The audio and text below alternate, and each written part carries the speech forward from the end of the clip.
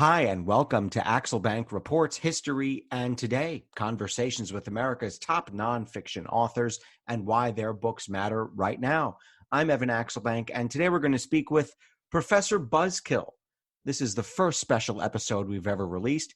Professor Buzzkill is one of the top history podcasters in all of podcasting.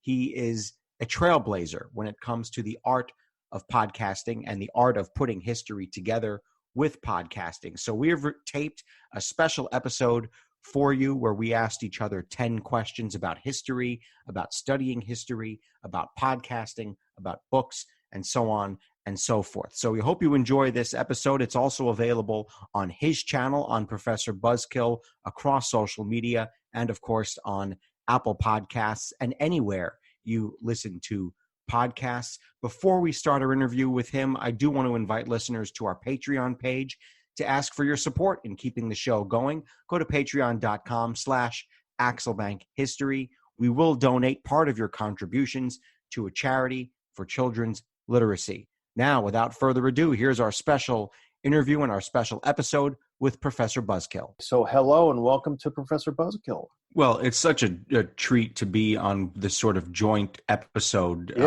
for a couple of reasons. One is because it's nice to just talk to another podcaster, but it's also nice for me because I spend so much of my time interviewing people, not only for this podcast, but for my day job, to kind of seed the ground a little bit and throw it out to another interviewer to listen to how you do your interviews and to just explore this medium that we're both involved in and both enjoying.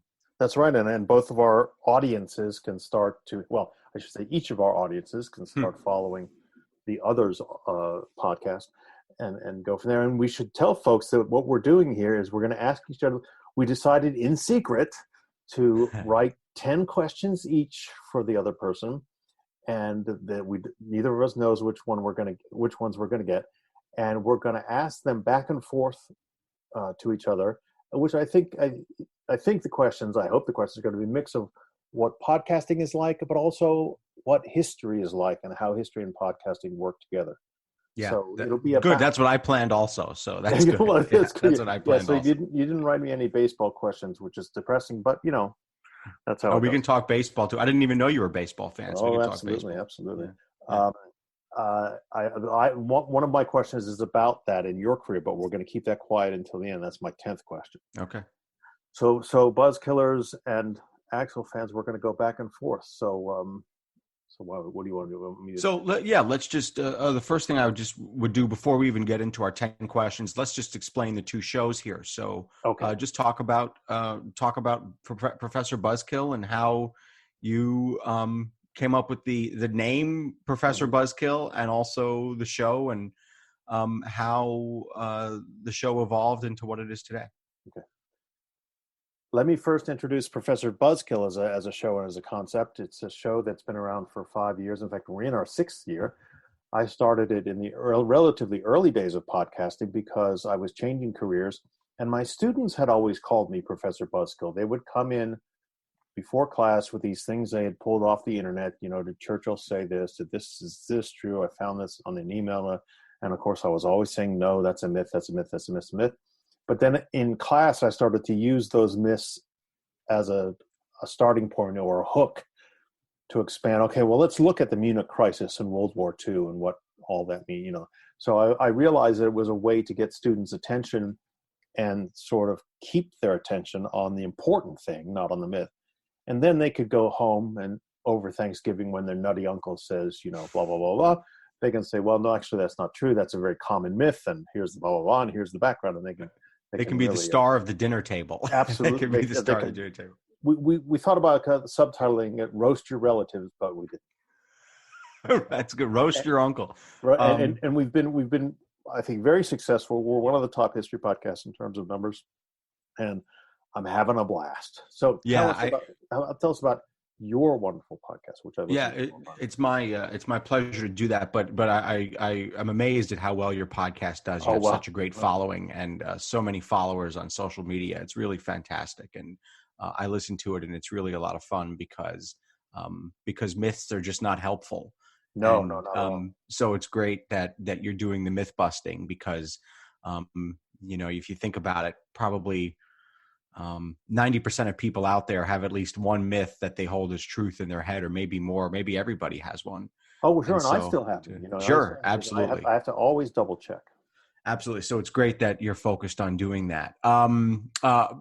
My show is much newer and has many fewer followers, and is one that I don't think ever really planned on doing, but I have a big reading habit. I read a ton of history books, and I think there was a point not that long ago, maybe 6 months ago, where I said to myself, I wonder if there'd be a way to do more with this hobby, to bring all the books that I'm reading and what's been kind of stored in my head here out into a broad audience and a space where I could actually do some good with it, because the reading thing, I guess, became sort of like an OCD type hobby for me, where I was just reading page after page after page. And that's great and helpful. And it helped me in my day job as a news reporter, because you have a great background on what's going on and how things have developed and evolved into where they are now with the historical background. That's something that I don't know that a ton of people have in any field. So it was really it was always helpful for me to have a historical background. And I've always loved politics, and my history professors in college and political professors in college and things like that. But it was just fun for me to start to get this idea of, boy, maybe I could do a little bit more with the reading and make a show and help people understand the way things have evolved in this country in very complicated and sometimes messy fashion. And so to be able to bring history to what we're thinking about every day, especially in times as complicated as these, although times, I guess, are always complicated. That's one thing you learn from history. Yeah. But there's no dear dim past where everything was nice and neat and clean and everything was simple. That certainly doesn't exist, and you learn that. But I have a great time interviewing, and I interview a ton for my day job. And this was just sort of a natural fit for me. So I got a logo made from a friend of mine. I got some intro music made from a friend of mine. And here it was. The great thing about podcasting is it doesn't take a whole lot to start up, but I will say it does take a lot to keep it going. Yes, absolutely. Absolutely. So anyway, so that's kind of how the show started, and it's been a lot of fun. The authors have been willing to come on and do it. And one of the things is I take a bit of a different approach than you, because you do a lot of editing and a lot of precision, and I do want to ask you about that. But I just kind of do an interview, and I spend 45 minutes with somebody, interview them. Very few edits are made, almost none, unless there's a siren that goes by or we have to stop for something like that. I put the intro music on, and off it goes out into the world. That's just the way I've chosen to do it. I don't know that either is right or wrong, but that's just the way that I've decided. So anyway, that's how Axel Bank Reports history and today have started. And I have to thank the guests that have come on too, because they have been, even for a new show, best-selling authors have been willing to come on, and that's really cool. So anyway, that really makes the show, and it makes my show too when I'm able to get them on. Well, this leads into my first question for you. Can we start with the questions? Please. Then? Yeah, we got 10 questions. We'll go back and forth, and we haven't told the questions. So. It's a complete secret. Your show really is why I like it. Why I was so drawn to it. It's really about reading. Yes, there are a lot of book shows out there, a lot of political shows, a lot of history shows, but it's very obvious that you have been reading, and you mentioned this in the OCD comment a moment ago. You've been reading serious books a long time. My first question is, how young were you when you started reading these serious books? That's a great question. Growing up, I was into the sort of quick hit sports books, the ones that like young boys tend to be involved in, although I don't think that they should just be marketed to boys, to be clear on that. I think everybody should read sports books because they're great lessons, and because everybody likes sports. But I guess for whatever reason, I got into those really, those Matt Christopher books and the books about kids where something extraordinary would happen to them while they're playing. The kid hits 50 home runs in a row or something like that. But reading, I never really considered it a big part of my sort of my main interests. I guess I was off doing other things, but I spent a lot of time on the subway growing up. I spent a lot of time. Yeah, I spent a lot of time going from the Bronx to Manhattan for high school. And when you spend 45, 50 minutes on a subway, I think I remember reading Time magazine. I remember reading Newsweek. And I believe that the first serious book that I read was Evan Thomas's book about Bobby Kennedy. But it also could have been, for whatever reason, a book about the killing of John Benet Ramsey. That was a big story at the time in the late 90s. Mm-hmm. And I would read these books on the subway, but I'm pretty sure it was the RFK book. And I just fell in love. I did. Yeah. I fell in love with it, and it became something that I was like, oh, I want to read it. I want to read another one. And I remember feeling very good about opening up the book and holding the book and what a new book feels like in your hands. And you start to turn the pages and get involved in this person's life and to find out about it. So I remember that. But then I will say it really took on a life of its own in 2002 when Robert Caro's Master of the Senate came out, and I was assigned to read the first chapter for a class on legislative behavior. Right. I'm still in touch with the part of the biography of LBJ. Correct. Yeah. Yes. Right. Master of the Senate, but about in the Years of Lyndon Johnson series by Robert Caro. And I was just transfixed by the first chapter of that book. I was just stunned by how great it was and how great the writing was. And it was a hobby ever since. Yeah. Now, let me take you quickly back. Pardon me. Please. Let me with a follow-up question, just take you quickly back to that subway. You very cleverly avoided giving your age. What was the actual age you were riding? First of all, riding the subway. Second of all, reading Time and Newsweek on the subway. Yeah, I'm happy to do that. Great question. I didn't hide it on purpose. You did. I was a high school student, and so I remember. I believe I took a school bus to school in 8th grade, but rode the subway back. But then in high school, starting in 9th grade, so I was 14, I was going back and forth on the subway to and from school, 45 minutes a day. Now, I did ride with a friend or two, but not every day. Sometimes someone would, not be at school or start different times or whatever. But I was 14 in 97. So Time and Newsweek probably started at some point in there. And I always knew I wanted to get into the news business. So this seemed like a way to beef up and to really know what was going on. Time and Newsweek, and then starting to read books after that. And it just became a lifelong hobby. My goodness, I'm 37 now, so it's 23 years since those early days on the subway. A lot happens on that subway. Reading is a good way to, put your head down and not think about what's going on around you. Well, and it was before iPods and iPhones, and you couldn't. Yeah, good point. Yeah, I probably had a Discman, and I probably had a Discman, and when the iPods first started, I probably in the early 2000s, like maybe in the year 2000 or 99 or 2000, there was a big crime surge on the subways because of that. Wow! It was actually probably the main reason for it. Everyone wanted iPods. So anyway, can I give you your first question? Yeah, let's go. Yeah. So you're of course Professor Buzzkill. Mm-hmm. So in what ways is teaching history to a class similar or different from trying to bring history to a podcast audience? Well, in some ways it's similar because I've always from the very beginning when I started teaching tried to have a hook at the beginning to get people interested, not just walk in and say, okay, let's talk about Tacitus and the Roman Empire. Something I try not to make it overly dramatic or overly simplified, but often with say there'd be a movie out and I could say, there are endless World War II movies coming out, and I would talk about D-Day by saying, well, if you've been out and you've seen Saving Ryan's Privates, then you know this about Omaha, and this is what really happened. So that helped a lot. It's different because, of course, you don't have to, and yet you have to constantly engage with students nowadays. I'm constantly saying every 2 sentences, 3 sentences, are you with me?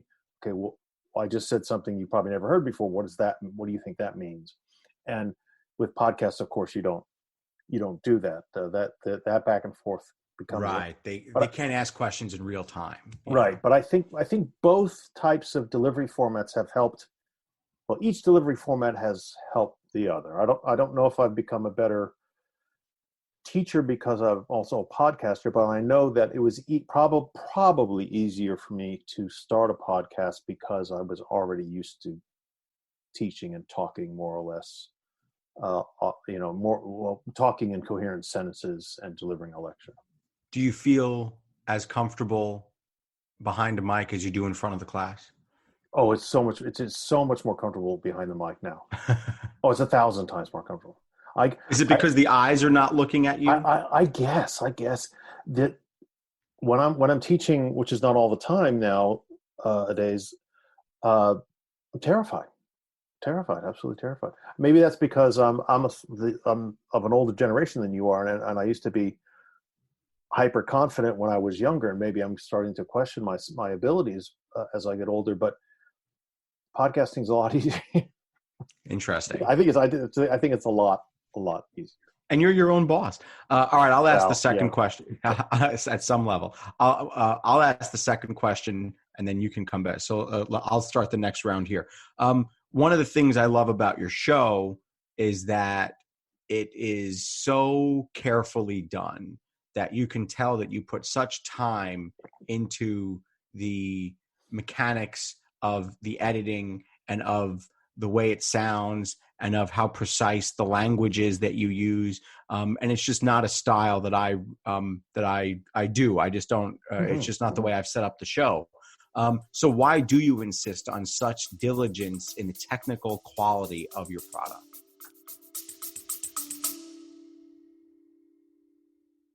Baking from our childhoods just sticks in the memory, doesn't it? We never set off on holiday without piles of Tupperware. And there'd always be Bakewell slice, flapjacks, and tray baked scones in the boot. Do you not do that, Lisa? Yeah, no. Sadly, I do not stack the Tupperware in the back of the car when we go off on holiday. Oh.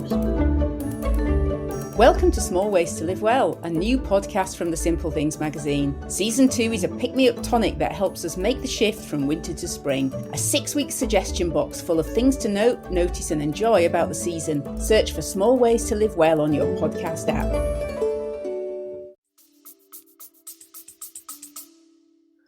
Well, there's an easy answer in one sense, and that when we started off, I don't know why I had this flash of insight, but I decided to do a Kickstarter to raise funds because I knew that equipment would be important. And very fortunately, I live in Pittsburgh, and Pittsburgh is one of the big centers for podcasts in the country. That Libsyn, the biggest podcast distributor, is here. There are a number of Pittsburgh production companies that do podcasts for worldwide distribution. And I lucked into meeting some podcast engineers who said, we raised a hell of a lot of money on the Kickstarter. I don't even know that they do Kickstarter anymore. It's like a GoFundMe thing. Yeah. And they said, well, you need to get these microphones and these. And so we spent all the money basically on equipment. So that's one answer. But the other thing is I thought no one in the world is going to want to listen to my podcast and listen to me talk about history like I talk about it in a class. No one, so no one's going to want to hear. We did our very, very first show on the myth of J. Edgar Hoover being a crossdresser. I thought to myself, I didn't know that was a myth, but okay. Now I do. And that's for another time, though. The only way we're going to get people interested in the show, the only way we're going to get people to listen consistently, is to, we'll bring in a panel, we'll bring in some comedians, some this and that, and we'll make it fun. And we did that, and it was a tremendous failure. The first, it wasn't anybody's fault that these people were doing what they were supposed to do, but my early fans started to say, well, actually, we want to hear more from you. We want to hear more from the professor. We don't want to hear relatively lame jokes about J. Edgar Hoover's cross-dressing. And so that's when I thought, oh, okay. And I was very heartened by that because what it said to me was, no, I was wrong. People they don't need the joke just to get to the serious stuff. They want the serious stuff. So that raised my opinion of sort of the American public, the audience's, appetite for serious things. And then what I'm getting to is then I decided I had to, because I tried various ways of making general outlines and just talking off my top of my head, and they were all terrible. And so from then on, and this was 2015 onwards, my shows were absolutely scripted, word for word, except when I'm interviewing someone, and even then I have a strong outline, a detailed outline. Any of the shows you hear where I'm giving all the information, or we're doing a quote or no quote show, or a short show, or something like that, or it's just me, it is literally word for word script. And I have tried over the years to become more of a voice actor than I was ever before. So I hope it doesn't sound like I'm reading, but it was not only easier in terms of getting more stuff done and without mistakes and not having to edit it 60,000 times, but the analysis is better when I write it out. So my question for you, I seem to be obsessed with your youth now, because the first thing I asked you was how old you were, and when I'm doing the subway, is how much your dad's career, and your listeners may not even know because you're very modest about it. Dad was and is a very important New York media figure, runs a show called Bronx Talk in New York. How did that affect your move into serious media and then into journalism? He never one time said you should do what I do. Never, Wow. not one time for and I give him a lot of credit for that, because I think there is a natural tendency for fathers to want their sons to sort of take their path and then surpass what they have done. And maybe that's a natural way psychology works, but he never one time said you should be in media like me. You should go out there and talk to people all day. But I was around it a lot. There are pictures of me at 3 and 4 years old in the basement of a school that he used to work at, behind the microphone, learning how microphones work and talking into them. I was always around when he was calling basketball games. I would be sitting next to him at the scorer's table, keeping score on a whiteboard for him so he knew how many points all the players had. I was always sitting in and watching him do his show, Bronx Talk.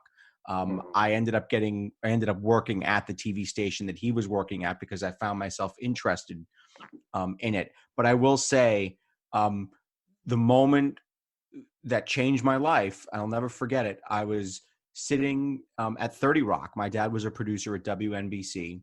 I was sitting at 30 Rock, and the news station, NBC4 in New York, and I was sitting there looking at the internal monitor that they have, that you could change the channel and see all the different feeds that were coming in or going out.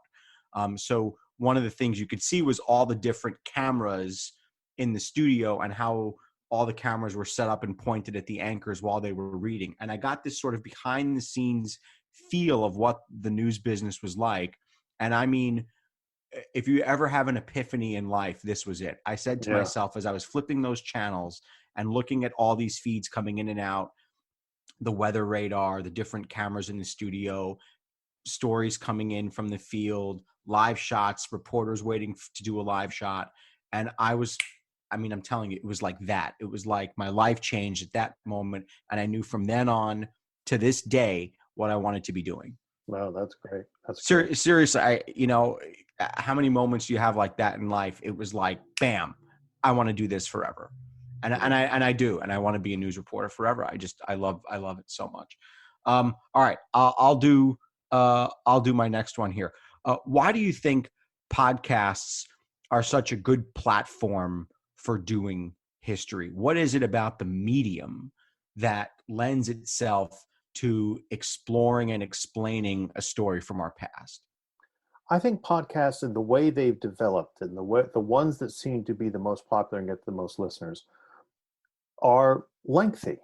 They're at least a half an hour, and they almost all the good ones anyway go in depth. And one of the biggest things we like to say on the show, and we like to talk about constantly, it's a drum we beat constantly, is that soundbite history that can be explained in a sentence or half a sentence, or even worse, a slogan, is terrible, and it leads to all these misunderstandings, which then lead to misunderstandings about other things, particularly current affairs. And so with history, it's good to be able to talk about something that seems awfully narrow for a half an hour. And you can get into the weeds, and I mean that in a positive sense, and give people detail. And I'm hoping that, and I think this is borne out by the fact that the show is popular, that people, when they listen to they oh, things are really deeper and more complicated. And I think, on all of our own lives, things are tremendously complicated. You've got bills to pay, you've got kids to raise, you're juggling 1,000 things. But for some reason, we as a culture seem to want to have history give us only one answer.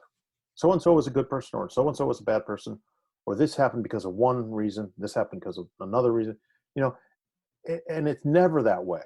And so I think you need the longer form of a podcast in order to get through the material so that people will understand it. Yeah, I also think that it really helps. It's sort of the magic of radio. It's the intimacy of the medium that, the headphones are on, or they're listening in their kitchen or something like that. And there's a real, even though it's recorded, there's a real relationship that the audience builds with the characters in the show, in this case, the host. Yeah. And also a lot of my listeners are commuters, and they, it's like a little course for them, a little learning experience on the way to and from work. Yeah, it's a wonderful medium in that sense, in that people can really fine tune what they're interested in and find a great show that they can commute with, but also do something positive during that commute. It's really cool. Yeah, and I'm finding, and I think this is true across the podcast world, that during COVID, and I'm sorry that your show sort of started during COVID, podcast numbers are down because people aren't commuting as much. Streaming movies numbers are through the roof because everyone's home streaming Netflix or Hulu or whatever. But podcast numbers are down, but I hope that will rebound. Yeah, for a lot of reasons. Yeah. We're telling our listeners that you and I didn't share these questions beforehand, but they're going to start thinking we did, because my next question for you is almost exactly along these lines. Yeah. And that is, why did you decide to start a podcast, okay, rather than a TV show or something that's more along what I think of as your generation's age demographic, or whatever you call it, like a YouTube channel or something like that? Yeah, I think podcasters as people my age and above, but you're not, and you're dealing with those two generations, older people and younger people. For me, it was about the ease of getting it set up, and also it would fit into the rest of my life. And, I work a 9-hour shift every day, and TV news requires even more hours than that, but that's sort of when I'm assigned to be there. But of course I spend other time, more time working on it too. So I needed something that would fit in. And once you add video, and once you add a more complicated setup, that time starts to grow exponentially. For me, doing an audio podcast was something that I could start easily with just a few bucks. And then I wouldn't have to worry about the visual element of it. And that was really big, because once the visual side comes in, and I know this from 15 years of doing TV, your commitment goes from 1 to 5, or 1 to 7 or 8, because the visual part, and then you have to do more editing. It's just a whole different thing. So for me, the podcast thing was something that I could start easily, and not have to do the sort of legwork and the technical work that TV requires. So for me, it was just the right medium, because I could fit it into the rest of my life in the way that I chose to approach the show. Yeah, well, I can chime in with that perfectly, because we have a YouTube channel, but I can't keep up with it. So you have to make the show, and then you make a video from the show, sort of like a Ken Burns video. And I've had to stop because it was way, way too much work. Yeah, the thing that takes me the most time is the preview clips that I put on Twitter and Instagram. Yeah. That takes about an hour and a half for each episode. I have to do 2 of them today. So All right, let me go to the next question. What process do you go through for deciding a show topic? Well, I had a whole backlog of a bunch of myths that I already knew, right, that I wanted to bust. But then gradually, as I started to interview more historians, they would recommend other people doing other work. And so it sort of became just by hook or by crook, we decided to do certain shows at certain times. But then recently this year, especially this year, with so many things happening in current events, the Confederate statues coming down, the COVID related being sort of a parallel of the 1918 pandemic, and all that sort of thing, I'm really starting to think more about choosing topics that are related to what is going on or what is about to go on. So when we did those Confederate monument shows earlier this year, our numbers went through the roof. When we did 2 shows on the 1919 pandemic, and they went through the roof. So, for instance, my October shows, there's one on the Electoral College, there's one on fake news, there's one on they're sort of geared toward the election, because not only will that get me more listeners, people have asked for that. Okay, people have especially asked for, give us the history of fake news in American journalism. We just recorded an interview with a great historian about that. So there's a wonderful book out, just real quick, there's a wonderful book out by Harold Holzer that describes every president's battles with the press. It's really interesting. Right. But anyway, go ahead, please. So I'm trying now to make it less of a historian's show and more of a mixture of historians but historians talking about what's going on now, or talking about stuff that people can actually use as a background, as contextualization for the stuff they see and read in the news and the daily news. In the news business, that's called the news peg. It's the answer to the question, why are we doing the story today? Yeah. Okay, go ahead. Yeah, interesting answer. Your first interview, your first show, may not have been your first interview show. Your first interview was with Kate Brower, the author of Team of Five, The President's Club in the Age of Trump. Now, that book's about, more or less, about retired presidents, how they relate to each other. Why did you choose that author and that book? That's a great question. So my favorite kind of history is presidential history. So I wanted to sort of start on friendly ground. If you're the host of the show, you get to be the master of who of who comes on. And I figured I wanted to talk presidential history first. So and I also know Kate's books, and Kate's books are fantastic. Right. And she's done 4 or 5 of them now, one on the vice presidency, one on the residents, the White House residents, one on first ladies, this latest book in the President's Club in the Age of Trump. And the President's Club is just about how all the presidents sort of have relationships with each other and how the relationships have sort of risen and fallen as politics changes and as they change. So that was the first reason, is because I know presidential history pretty well. The second reason is because I know Kate's books very well. I've read them all. And the third reason is because I know she's a nice person. I know she's she's a nice person. I'd interacted with her on Twitter a couple of times, and she was extremely gracious. And she, I think, direct messaged her, or maybe I found her email and emailed her and said, "Hey, if you remember me, I'm starting a podcast. I'd love you to be the first guest." And I had written kind of a biography of myself and a description of what the show and a mission statement would be, or a mission statement of what the show would be. And she immediately responded almost right away and said, "Absolutely, I'd be honored to be your first guest." And so she came on, and that show was one of the 2 most listened to episodes that we have, because she is really, really good. And maybe the fourth reason is because she's media trained. She's done interviews on CNN and for the New York Times and all these other places. So she knows how to be interviewed, and it was just the perfect fit for the first show. And I'm definitely going to invite her on again, because she really is such a pleasure to interview, and she really knows so much, and has interviewed them all too. That was a big thing too, that she's interviewed the presidents also. Right. So that kind of thing you can't replace. I think media Yeah, please. trained is such an important thing. Yeah. Important phrase people don't realize.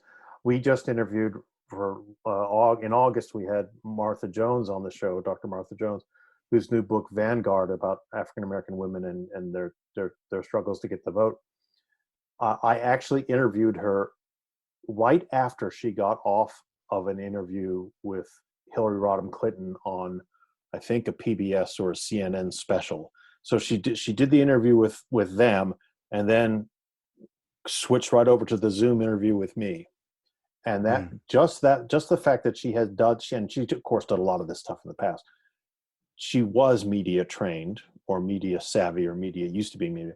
It made the show go great, and also, but most importantly, of course, her content was fabulous. But it certainly helps with the editing, because then it becomes less of an editing job.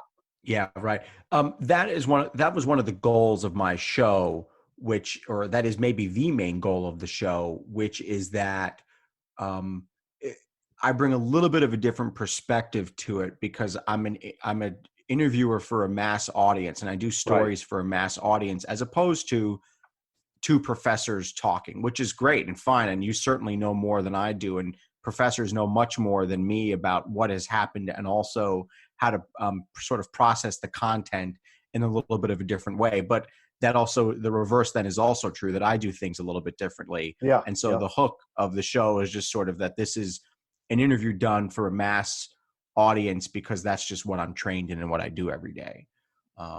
Neither's right or wrong. It's just, it's just the way I approach the show. All right, let me do the next question. Okay. How do you evaluate whether a show met its goals? Ooh, that's a toughie. First of all, we don't get I don't know how this is going with you, but we don't get nearly as much comment from listeners as I'd like to get. I get almost none. It's really surprising. I get, if I get 5 comments on across Twitter and Facebook and email, I'm stunned about one episode. So I'm gauging it by the numbers of downloads, and for those of you out there who don't know much about the background of podcasting, downloads is the number of listens by individual people, and also by the number of shares on Twitter and things like that, or shares on Facebook. Finding that Facebook is a much more effective platform for me than Twitter or Instagram, probably because of an age and generation thing. But when certain groups, for instance, if I do a show about a certain topic that has contemporary political comment, sometimes certain groups will jump on and flame me. But that's pretty rare. In fact, I'd welcome a lot more of it, say, because of course they don't know what they're talking about, and I don't know what it. But generally, it's purely just a numbers game. And when we have sponsors, which we've had in the past, they don't want to hear about, oh, so and so likes the show, or we got this famous historian. They want to know how many people listen to the show. So unfortunately, in a way, I'm getting good information of one type, but not the kind of information that I would want or that you would want.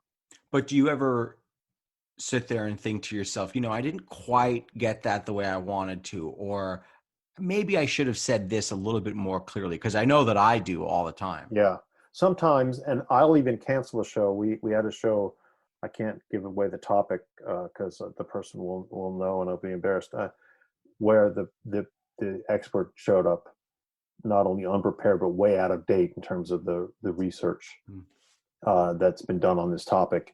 And I did the interview, and I knew almost immediately while the interview was going on, this isn't going to work. And then my sponsor said, that was a terrible show. What were you thinking? Your questions were terrible. His answers were terrible. Her answers were terrible.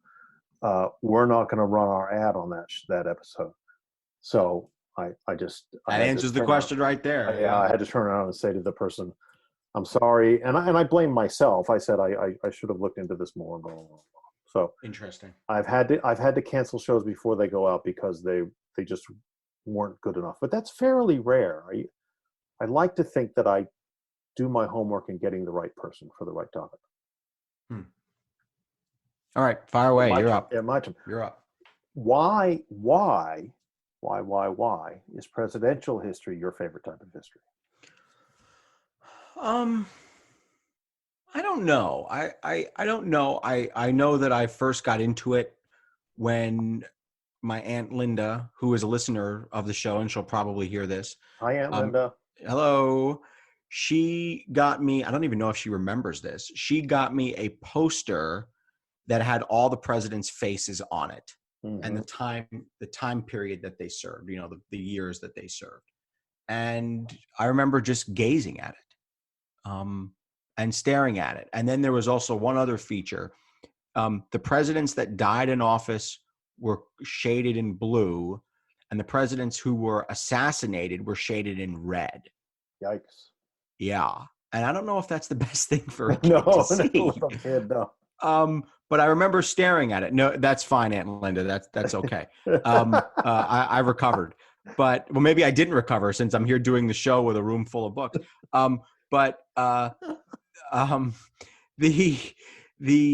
remember then learning about the assassinations and why had Lincoln been shot and who shot him, and why had Kennedy been shot and who shot him. And then I remember seeing the Zapruder film and realizing this was an important person and the power that they had. And then I think I just got into the idea that that it really does sometimes take someone in the middle of everything to steer the ship. And, yeah. Oh, yeah. Some of them are a lot better at it than others. And, right. The energy of the president radiates to all of us. It's like a bicycle spoke, So yeah. I think that might just be a way to answer the question, which is, I was just fascinated by this one person out of all 330 million of us. I guess back then it might've been 230 million or 245 million. But just the fact that there's one person that gets to have Secret Service and gets to give the State of the Union and gets to submit bills and gets to talk to other nations and gets to do foreign policy and gets to command the military and gets to speak for the nation in a time of difficulty. So that might be the answers to why I'm most interested in presidential history. And it is important. It's an important topic. It's not like you're interested in the difference of railway gauges around the world or some sort of small minor thing. One day, my last question might be how you came up with that one, railway gauges. That's pretty good. That's a deep poll there. That's what they call a deep poll. It's a deep poll. Then I'll ask a similar question then. Is there a favorite time period that you have to cover? Well, that is a very good question, and that's getting more interesting the further along I do the show. My professional research in academic history was in Britain and Ireland during the 1830s and 1840s. And that's what my first book was on, and blah, blah, blah, blah. But trust me, no one wants to hear about the what was known as the appropriation of excess revenues from the Church of Ireland to secular purposes, right? That bill of 1833 doesn't win me very many conversation friends at dinner. But you did memorize it. But I did memorize. Oh yeah, I can tell you more about. You people want to commit suicide after listening to me for 5 minutes on this. So when it came to craft the show, I just go, we'll do all periods of history. But just by happenstance or whatever, we have concentrated on modern history. And more I've become interested in this period from say 1900 to 1950, because so many world-changing things happen, so many awful things happen, and there's so much media attention, and by media I'm including film and television in there, on World War II and on things like that I've kind of shifted periods.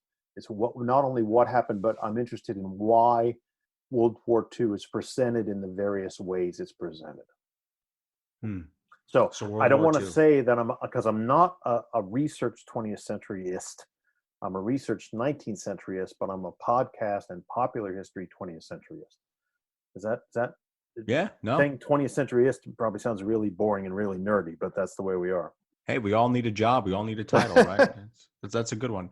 All right, fire away. You're up. Okay, now we're getting into the weeds, folks.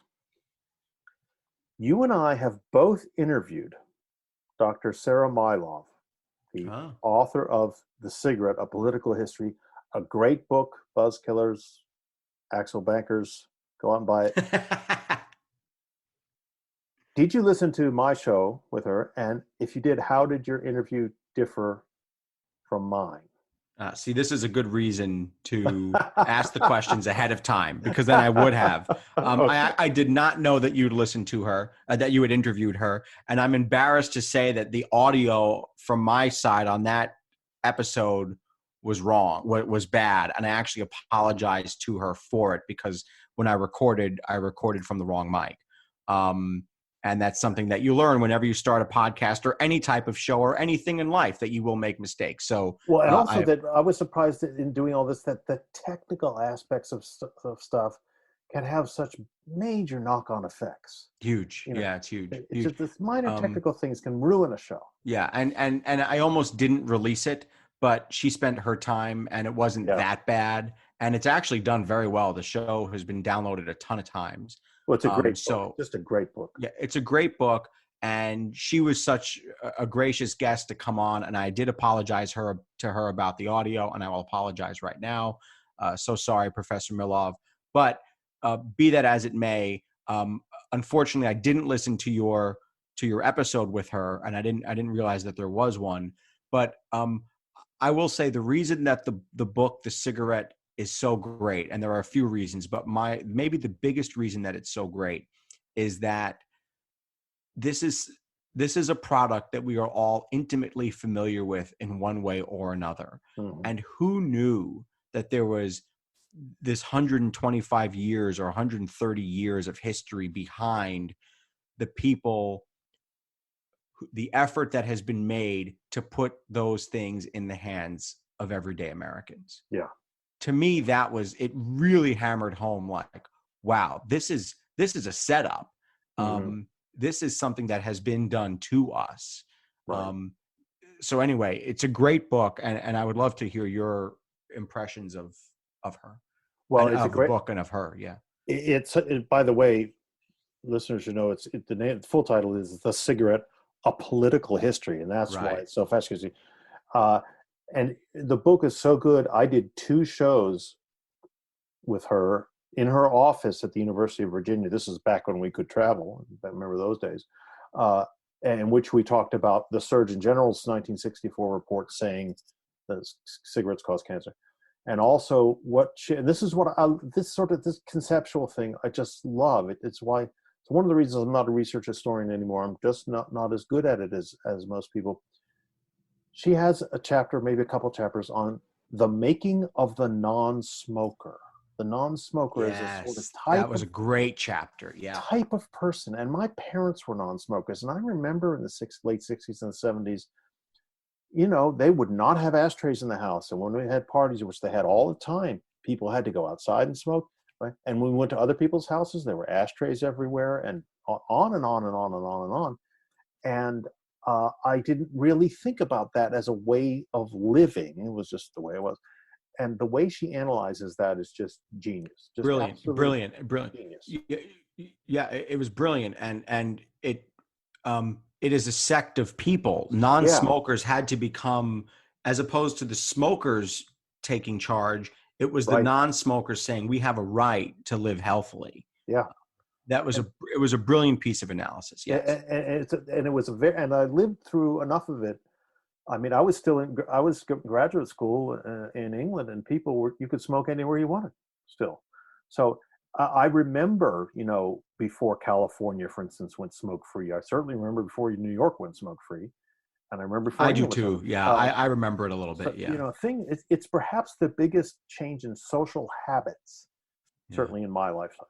But I might argue the cell phone changed social habits Well, that's probably true too. Yeah. But yes, the smoking thing is a big deal.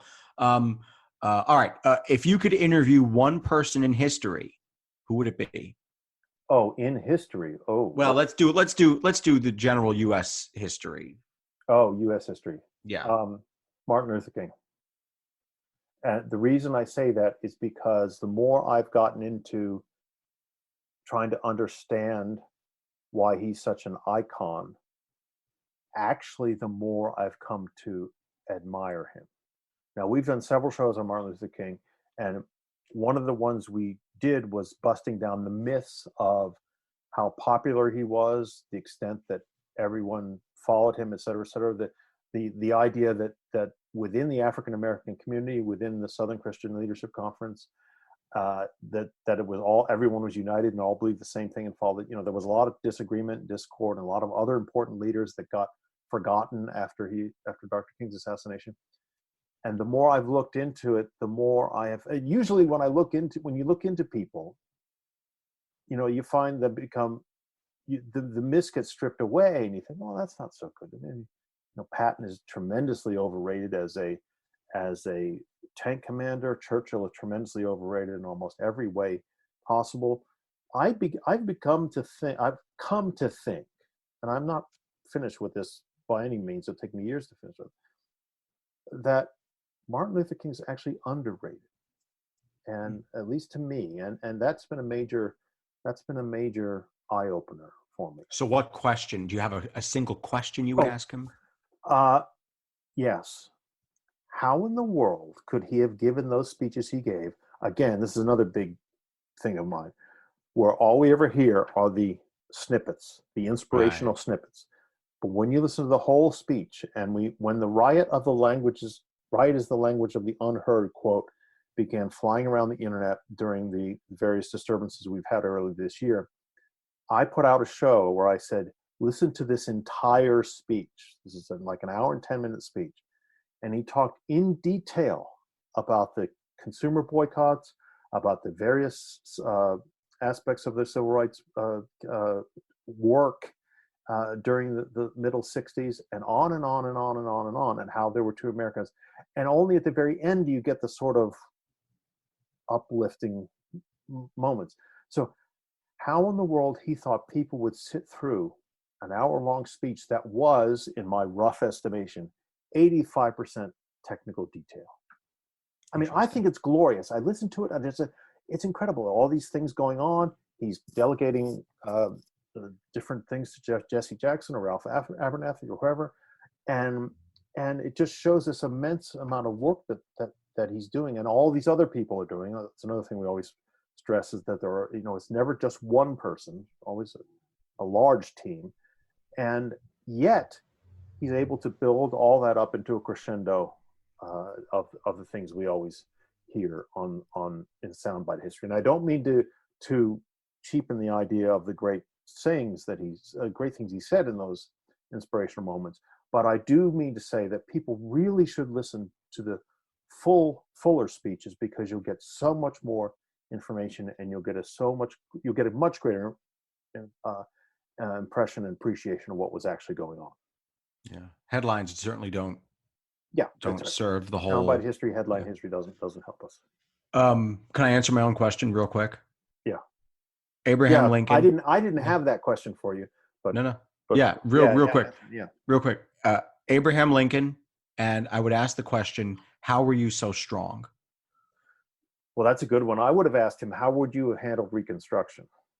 Good question. Because everyone's dying to know that. Right. And unfortunately, we will never know that. But that would, or hey, maybe the night of April 14th. Hey, what do you say we stay home and watch the ball game and not go? Or what? Maybe we ask the bodyguard to stick around a little longer. Yeah. And then maybe I'll answer the other question real quick too. My favorite time period to cover is Reconstruction. So yes, maybe I should have thought a little bit more deeply about that. I probably would ask, how would you have handled Reconstruction? And maybe another question for Lincoln would be, looking back now, of course he can't, but if you could look back, would you have picked someone different to be on your ticket as opposed to Andrew Johnson? Oh, yeah. Now, maybe Johnson was needed to win the election, but maybe it wasn't the best choice because of the Tennessee thing. Because he didn't know what he was doing. And he was, he knew what he was doing, and he certainly revealed himself to be a racist and not particularly helpful. So, all right. Is it me? You're up. Go, no, please. Up. Yeah, you're up. Yeah.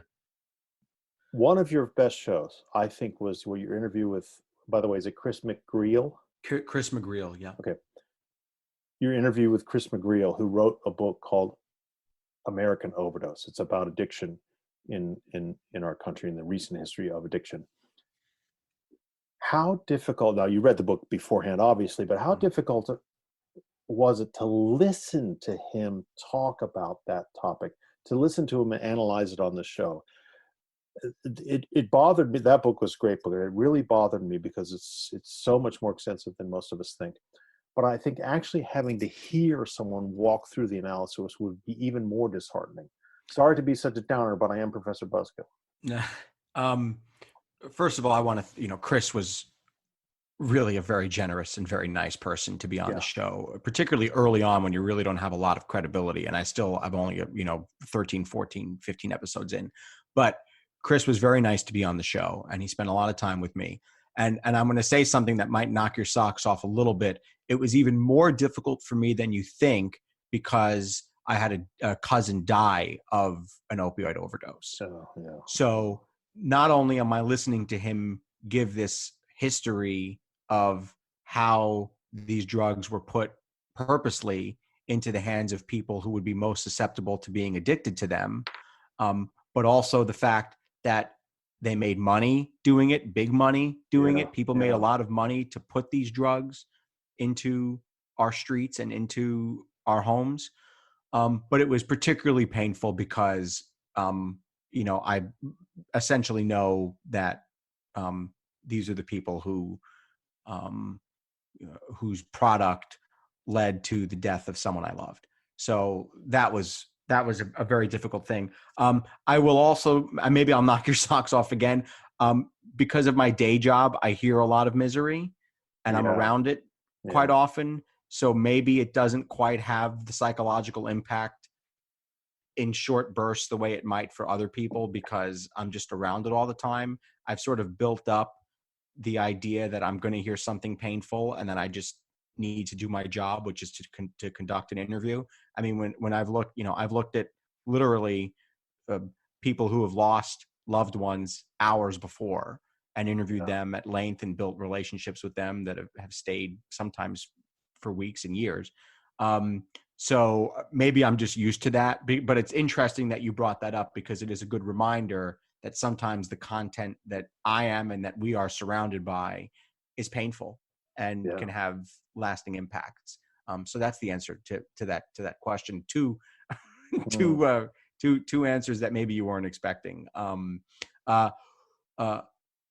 If you could give the United States a do-over in one thing, what would it be? Well, obviously Reconstruction.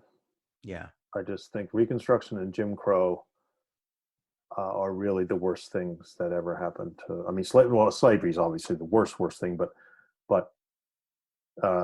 in terms of the America's already had slavery by the time the United States started. So Reconstruction and Jim Crow is just, and this is another thing. It's like World War II and studying the Nazis, and it's like studying Stalin. It's like studying Mao. It just gets worse and worse and worse. The more detail you get, and you keep searching the hope for some light at the end of the tunnel, but just the sick hatred and the lynching of American servicemen who happen to be African American, coming off the trains in their little southern towns in their uniforms after World War II, in uniform, and getting lynched. It just rips your heart out. Yeah. That is painful. And also for me, when I think about the efforts that were made to keep people from voting. Yes. Yeah. That is particularly, it rips your soul out. It just, when you hear the stories of people who whatever it is. Can you read the last sentence? Can you read what is the last word in this sentence? And all these trick questions of what, how many jelly beans are in this jar. And by the way, you need to have a sponsor, but the sponsor has to be a voter, and the sponsor can't sponsor more than one person. What a horrific thing to go through, and what a destructive, horrible thing that we are still living with. The legacy of that we're still living with, and I don't even know that it's a legacy, because some certainly argue that it's going on right now. Well, and if you think about that as a Jim Crow phenomenon, it even goes well up to within living memory. I mean, the Voting Rights Act of 1965 was passed within my lifetime, barely within my lifetime. I was only 2.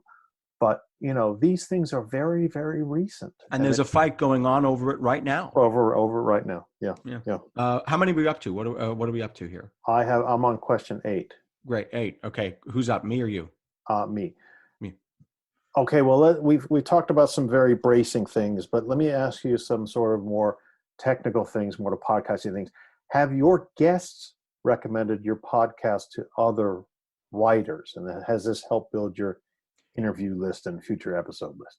I don't know that for sure. Yeah. But I do know that after I started getting decent reviews on Twitter from people who'd been guests on the show, that it suddenly got a little bit easier to book guests. That it suddenly, it suddenly got like, okay, I can see that this person has said this about the show. This is a credible person. I can go on the show. Right. And I think that might even be more important given when you start dealing with publicists, because they don't really know you. They don't really, they're not necessarily in the same community on Twitter that I'm in.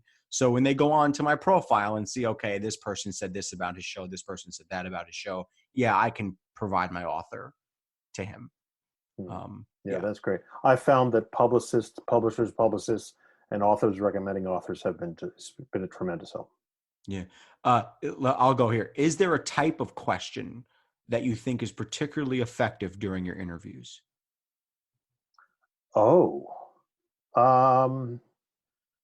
I suppose the type of question that's particularly interview effective is the one that actually, after you have the person explain the background, the historical background of whatever their specialty is, the one question, however I phrase it or however it comes up in the discussion, that gets them to talk then about their contribution to the research in their specific work, is the one that really makes the show. Because that's what they're the expert in. You know this because you're interviewing experts on certain things, and that's the tipping point. And that's why I try to keep the background part to 5 minutes, and jump right into the stuff. Yeah. All right, I have number 9, or is this 10? This is 9. I have another technical question. You've sort of been answering this as we go along, and I have been too. But how has your broadcasting experience help you start a podcast, especially from the technical side of things? And please provide us one funny story, one technical goof, one screw up, one blooper that you've had to deal with. Meaning in my TV life. Both. In either. Okay. Either or and everything. I think from a technical perspective, I knew how much work, for the most part, it would be. So I knew that that it will take me this much editing and this much time because I've spent so much time around it. But really the technical thing was I got to have a good mic, and I have to know how to use the editing software properly. Right. That was a big thing. But I've spent so much time around it that in some ways it's like breathing to me. I mean, picking out sound bites is something I pick out. I pick out a dozen of them a day, and I have been doing that for 15 years. So I think even more important than the technical side was how to interview people and how to use questions to drive a discussion and to really get, if you were to see my preparation sheets, I really do prepare in a very diligent fashion because I can't go into an interview unprepared. And particularly when you're interviewing people who know as much as our guests know, you don't want to sound stupid. No, to not them. at all. And our guests are just brilliant. I mean, the authors, I said the other day to somebody I was interviewing, I was like, this was not during the show, this was after. I was like, how do you remember all this? Yeah, how do you have this on? She said, well, we're around it a lot, so I guess it's the sort of the same thing that we all have in our lives. But I'm just blown away by the brilliance of these authors and of how much they know and their contribution to scholarship. I mean, what geniuses they are. Truly, it is a blessing to be around them and to be given the right to interview them. And the fact that they care about it. They care about the fact that this is important information. This is what people should know. Who's your dream guest? Right now, my dream guest is Dr. Heather Cox Richardson. Last year, before her media career expanded dramatically, I asked her to be on a show explaining the Electoral College, and then I screwed up the scheduling and I let balls drop and all kinds of other stuff. So now she's become much too busy for me. But I wanted her before the election. So it doesn't look like that's going to happen. But also because exactly what you say, she deep knowledge, and also cares about the fact that this stuff matters, and very media savvy. She's just a brilliant person. I mean, Absolutely, I don't know how to, I don't know how else to say it. Her letters to an American are popular for a very good reason. Yeah. I said to someone the other day, not only is she one of the most important historians, she's one of the most important intellectuals in the country. Yeah, I don't think there's any doubt. I don't like to put rankings on things, but she's certainly top 5 intellectuals. I don't think there's any doubt about that. Am I allowed to answer my own question? Yeah. Robert Caro, the author of the Lyndon Johnson books. My favorite author, always will be. But I don't want to interrupt him from work on volume 5 either. Yes, because he's so in depth. It's just fabulous. And the writing is so good. Every sentence is so nice. Okay, number 10. Is this it? Okay, this is it. And it's a doozy. It's going to show your listeners what sort of nice and modest person you are. You're an Emmy Award winner. Oh, jeez. Why don't you mention that in your show description of the podcast website? I'm super jealous. And by the way, Axel Bankers, the Emmy that he won, it was about a story he did on a historical topic. So it's my Emmy is in history. It's not because of the hurricane of whatever. Okay. The reason is because I didn't get into the TV business to win Emmy Awards. I didn't get in it to win awards. It's nice to win them. I submit for them sometimes. It's just not something that I need to fluff my feathers with. I would rather people say about a story that doesn't go viral and doesn't change the world. I would rather people say to me, boy, that was a really good story you did. Thank you. To me, that is, I wrote one yesterday that went out yesterday and it's just about a teacher who was painting with some students, a mural in St. Petersburg. And I hope they like the story. Really, that's why I got into it, is because I love writing and I love telling the stories, and I love, I guess a certain part of me enjoys being the sort of performer and going out. And I don't mean performer that I'm making it up. I just mean the act of delivering the news. Yeah, the on-camera. I like that part of it, and I sort of like the position that it puts you in a community, or in a neighborhood or in a TV market. But and I don't mind having a profile. I like having a bit of a profile. But the Emmy thing, it was a nice moment. It's great, but you can't get into the business to win Emmy Awards. If they happen, it's great. And I know people who have won 60 and 70 of them. I mean, and they're brilliant people. But for me, I'd rather people say, that guy's a good reporter. Guy's a real good reporter. The story that he wrote was really, really good. And I'm really thankful that he spent time with our family to tell our family story. To me, that's all I need. That's all. Well, that's a very good and heartening way to describe the passion you put into your work. Well, I appreciate that. All right. Here's my number 10 question. If in 1,000 years, or whenever the next civilization takes over. Right. And they are, they're in some giant nation state that spans half the globe and whatever. And the aliens are also here, and we're all hobnobbing with them. And people are digging through the remnants of the American civilization, or of whatever civilization we're in right now. And they find a computer that is, for whatever reason, queued up to Professor Buzzkill's podcast, and they press play. What do you want future civilizations to have to say about your podcast? Well, that they loved it, that he should have gotten an Emmy. But more importantly, that some of the things he's trying to get across, and perhaps the most important one, is that the great man theory, the great person theory, the great individual theory of history just isn't true and is damaging, right? Really should be part of, or at least became part of the conversation eventually. And that details matter, context matters, complication matters. I've just getting into the weeds is not a waste of time. And I think that that's what we try to do. And I know you do, because you interview your guests at length. And that this person obviously knew that, and obviously thought that would have some societal benefit. So, but that's what Professor Buzzkill's left behind. I'd still rather have an Emmy, and all the sweet cash that comes along with it. Yeah, that's right. Well, this has been just a pleasure. So much fun.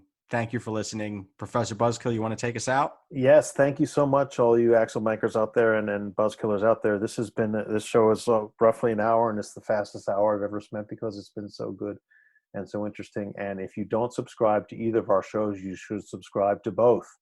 Absolutely. That didn't come subscribe. out. Yeah, subscribe to both. It was perfect. Rate us and review us on all the various platforms.